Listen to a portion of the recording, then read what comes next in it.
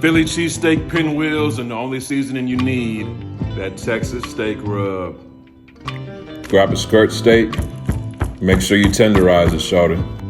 Add some spicy deli mustard and rub that thing on in. For flavor, we're using that Texas steak rub. Get it from UncleDibbz.com or just Google Uncle Dibbz. After you season, add some onion, spinach, and then your favorite cheese. I'm using that Monterey Jack. Now here comes the fun part. Roll that thing up tight, just like a burrito. Make sure you season the outside of the steak. Grab some wooden skewers and place them about 1.5 inches apart. Slice up your pinwheel, it should look something like this. Now you're ready to take it outside to the grill. We're gonna grill these directly over the flame, about 10 minutes on each side. Also, a quick tip, make sure you soak your skewers in water so they don't burn up. Once you're all done, it should look a little something like this.